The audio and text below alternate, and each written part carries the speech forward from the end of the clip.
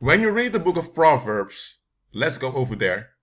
This time I'm using the New King James Version because the official King James Version is fine, but I understand that some of you may have difficulty with those old English words. So here's Proverbs chapter 6 in the New King James Version.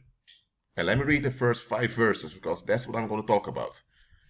It says, "My son, if you become surety for your friend, if you have shaken hands in pledge for a stranger, you are snared by the words of your mouth. You are taken by the words of your mouth. So do this, my son, and deliver yourself, for you have come into the hand of your friend. Go and humble yourself. Plead with your friend. Give no sleep to your eyes, nor slumber to your eyelids. Deliver yourself like a gazelle from the hands of the hunter, and like a bird from the hand of the fowler." Now, in the New King James Version, this is titled Dangerous Promises. In the original text, it's not titled at all. This is a title that translators gave to it. Now, whether you agree with the title or not, it doesn't matter. Now look, before I continue, I'm going to read a few verses more. Verse 6, from the same chapter, "Go to the end, you sluggard. Consider her ways and be wise, which, having no captain, overseer or ruler, provides her supplies in the summer and gathers her food in the harvest. How long will you slumber, O sluggard? When will you rise from your sleep? A little slumber, a little folding of the hands to sleep, so shall your poverty come on you like a prowler, and your need like an armed man." So from verses 1 till verse 11, it's actually, you can categorize it one chapter because it talks about the same. This here from verse 6 is a continuation of the first 5 verses. What is this talking about? It's talking about you agreeing with a context that will trap you. Yes, you can agree unconsciously. I'm not saying you're doing it on purpose. Because understand the following, not everything you do is conscious. Some of the things you do are unconscious. You're still doing it, but you're not aware you're doing it. But it's still you doing it. Therefore, the moment you're aware you're doing it, now you can take actions and rectify what you did. Or you can rectify a way of thinking or an expectation you have. Human beings both do things consciously and unconsciously. Let me give an example. Let's say you walk in the park and you see a burger tent somewhere, whether it's Burger King or some other restaurant. You see the burger tent and you think, I want to eat a burger. So you go to the burger tent to purchase a burger. That's a conscious act. Let's say you walk down the street and you see someone from another ethnicity, and the people from that ethnicity have always been projected in the negative daylight in the media. So in your mind, a connection is established between criminality and people from that ethnicity. So you see someone from that ethnicity, and suddenly you walk away from that individual. You're not even aware you're walking away from that individual. It's later when you look back, you think, why did I walk away from that individual? Why? Because in your mind, you've been conditioned that such and such people are dangerous. So when your mind captures such an individual, that program is triggered and your mind pushes you away from that individual. So you feel uncomfortable around the individual. That's an unconscious decision or a conscious action. But whether an action is conscious or unconscious doesn't matter. It's a lesson effect. And unconsciously, you can agree with things you normally would not agree with if you would have examined it. So most agreements we enter in, we do it on an unconscious level. That's why those agreements are so powerful. For example, you can have a woman who is involved in an abusive relationship. Consciously, she wants to get away from the violence. But she just can't leave the man. If she does leave the man, sooner or later there will be another man who treats her the same way or even worse. What's going on here? When she was growing up, she developed an attention deficit disorder due to the emotional unavailability of her parents, namely her father. So she was conditioned that she's only worthy when someone can relieve themselves. That's the association her mind was tricked into thinking that her value depended on people being able to use her. So when she became older, she wanted someone to appreciate her. That's a good attitude of hers. But because she still had this unconscious attachment to being used by people, that unconscious attachment caused her to feel familiar within an abusive relationship. And that is what kept her going back to her abusers, and that's what kept her involved in bad relationships to begin with. So you need to understand, as a human being, you agree with things on a conscious level as well as on an unconscious level. And unconscious agreements are far more powerful than conscious agreements. Because with a conscious agreement, you know what's going on, and you know the terms, and you can deny the terms or you can step out of the agreement. With an unconscious agreement, you're not aware what you agreed to, but nevertheless, the agreement has an impact on you. Often the impact is at your expense. So, what I'm going to talk about in this video, I'm already doing it, is do not agree with a context you don't understand. This may sound very logical. This may sound very natural. You may say, Rashid, why do you need to say that? Of course you shouldn't agree with something you don't understand. If someone comes to you with a contract, and there's so many difficult words written in the contract, you're going to an attorney or to a lawyer so they can explain the contract to you. And let's say you go to an attorney or a lawyer with the contract, and even the attorney and the lawyer, they understand all the difficult words, but they realize that the context of the contract doesn't add up. Even they have difficulty understanding what the contract maker really wants. Because in a contract, there is a will, someone wants something, and they need your compliance in getting what they want. And you join them in what they want, and you get something in return. That's what a contract is.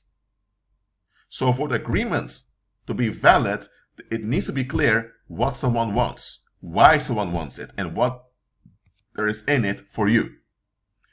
If you have a contract and it's not clear what the contract maker wants, any lawyer and any attorney would tell you, don't sign this contract because this contract contains a lot of self-contradictions, and these self-contradictions they will use in court to blackmail you. Because if you're in court and you don't agree with the contract, but the contract is not very clear, the contract maker can say, well, the individual signed this contract and this is how I interpreted this sentence over here. And then the judge can say, well, if I give an interpretation as a judge, I'll be choosing a party, so I'm not allowed to do that. Anyway, you signed this contract, so now you need to deal with the interpretation of the contract maker. That's how a lot of people are ripped off in a legal way. Yes, you have rape deals in the criminal world, you have scam artists that scam you online, but you also have legal rip-offs that's when someone gives you a contract that appears to be clear, but there are hidden clauses, hidden terms in the contract that you don't notice instantly. So later on, those hidden or not so obvious terms can be used to exploit you. And because you agree to the contract, now the contract is used as evidence to blackmail you into getting along with something you actually don't want. So legal rip-offs often happen. For example, you can have young kids that join a band. They become a boy band. And they tour around, they give performances. Then the day comes that they need to receive their check and only see that there is $10,000 on the check, even though they sold millions of records. And then when they check the contract that they signed, they realize that, hold on a minute, this contract is a bit vague. And then they go to a lawyer with the contract, and the lawyer tells them, this is one of the worst contracts I've ever seen. This contract enables the contract maker, that is your manager, to exploit you in a way you don't even expect. So understand that people can rip you off, they can scam you in a quote-unquote legal way if you're not aware. Now this happens in the world. Now this video is not about the legal rip-offs. You know that. I'm talking about spiritual matters here. Just realize that just as some scam artists are ripping you off in a legal way evil spirits do the same thing. Evil spirits will even use the Bible, they will use scripture to blackmail you. Yes, they do. They do it all the time. They do this to those pagan churches. Yet, many believers just won't leave those pagan churches alone. And believers need to leave those pagan churches alone because evil spirits are using those pagan churches to blackmail you. Now, what was written in the book of Proverbs comes down to the following. During this lifetime, you're sharing the earth with the reprobate and with people in a fallen state. Not all human beings on the earth have faith. Not all of them are believers. There are those who are still lost, and there are those who will remain lost forever because they will turn into reprobates. And the Most High tolerates them on the earth for now. So until Christ returns, there will be danger, there will be harm, there will be all of that. And you as a believer, you are sent as sheep amongst wolves so that Christ is glorified by you overcoming. So you're not removed from the world, you're not removed from all dangerous people. You are sent amongst them to overcome them so that God is glorified through you overcoming them. And when you overcome them, they are shut down. And safety is established. The kingdom of God is established through you on the earth. That is God's will. Now, this was written before Christ came. And it contains quite some wisdom for us that are walking by faith, who are in Christ now. Understand this. Before you became born again, because you have to become born again before you're renewed in your mind. So before you were renewed in your mind, you walked in the ways of the world. And the ways of the world are agreements that go against Christ. Anytime you comply for the long term with worldly agreements, you are in agreement with whatever the context suggests unto you. For example, if you have people that hold on to the idea that they have the right to victimize their own children, they call it discipline. If you get along with those people despite them holding on to that agreement, your presence in their lives will be seen as enablement and approval of the way they think. So when they suddenly, let me say, begin to harm their child in front of you, you can't say, hold on a minute, what you're doing, because they will tell you, I don't want you to interfere in how I raise my children. And if you tell them, I'm sorry, but those children are part of the community and shouldn't have any right to harm any other human being. If you would confront them, they now can blackmail you and tell you, hold on a minute. So all the time that I was defending my right to harm my children, you got along with me, but now that I'm doing it in public, now you are against it? Now they can use your inconsistency to blackmail you into enabling them to harm their own child. So, as a believer, it's not wise for you to be involved with everyone. It's not physically possible to be involved with everyone, we know that, but you get what I'm saying. Not all types of people are good for you to be involved with. And here's the thing, a lot of people that have their abusive ways, they will hide their abusive ways from you, but they still want you in their lives to make them feel good about themselves. And they will use tricks to get sympathy from you. Now, if it happens that an individual tricks you into giving them sympathy because they want your sympathy to cover up the crimes they're doing, what's going on is that you're now involved in a dangerous promise. You didn't promise it literally, but unconsciously you made a promise that you will cover them. When you're in such a situation, best is when you find out you're in such a situation, remove yourself from the relationship in a practical way. Don't just quit talking to the individual because that will trigger questions and may trigger rage. Remove yourself from the relationship, lower contact and move away. Because just like the book of Proverbs says here, you have been snared by the words of your mouth. Why? Because it goes like this. Any unconscious agreement is established by your verbal agreement with it. For example, if someone says that children need to respect their parents, what do they mean with this word called respect? Where does the word respect come from? What are the conditions for respect? They need to give an account of this thing called respect.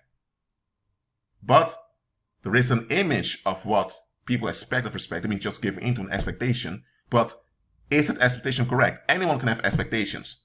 A burglar that breaks into your house also has expectations.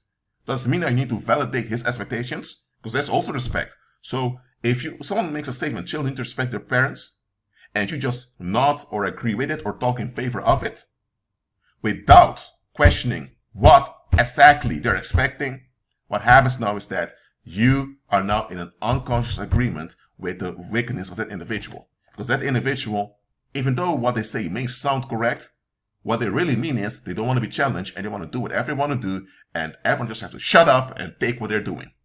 And by you speaking in favor of what they've said without questioning what they said, you're now in agreement with what they said. You're not in agreement with their abusive ways because you don't want that, but you're now an enabler of their abuse because you agreed with their cover-up. So you need to humble yourself, acknowledge that you should have examined the situation better.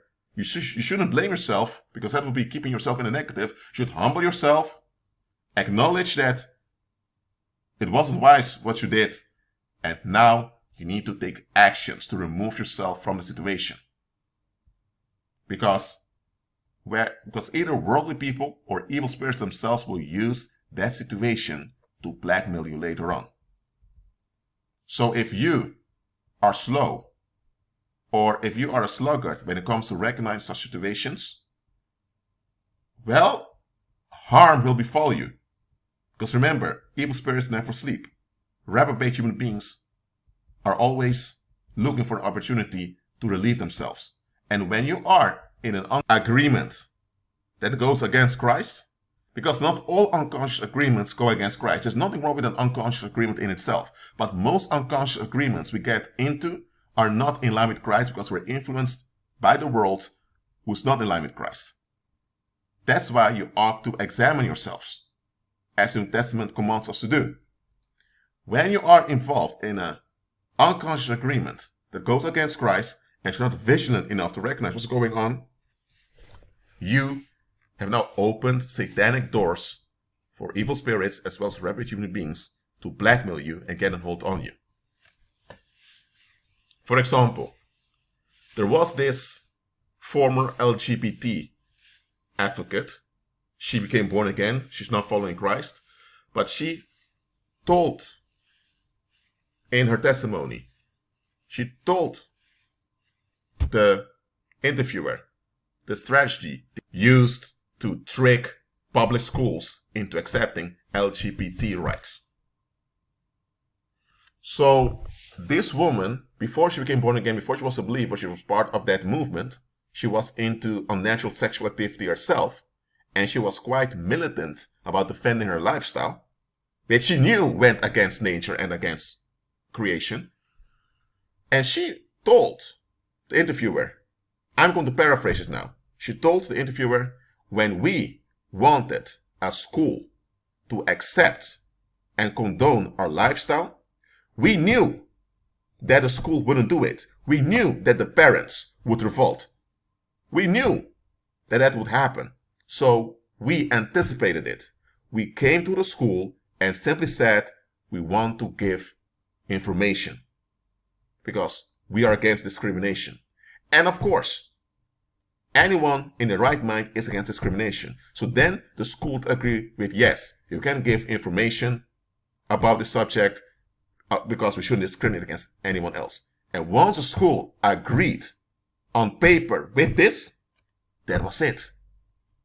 Later on, they now would openly promote the lifestyle, their unnatural sexual lifestyles. And if then the school would come and say, hold on a minute, we don't want you to teach the children things like this, then they would go to the court of law and they would say that they feel discriminated against. And then they would come with some emotional story, and because the story is emotional, the judge as well as the jury gives them what they want. Why? Because they can pick up the contract that the school signed saying that they agree against discrimination, and now they're using this agreement against the school.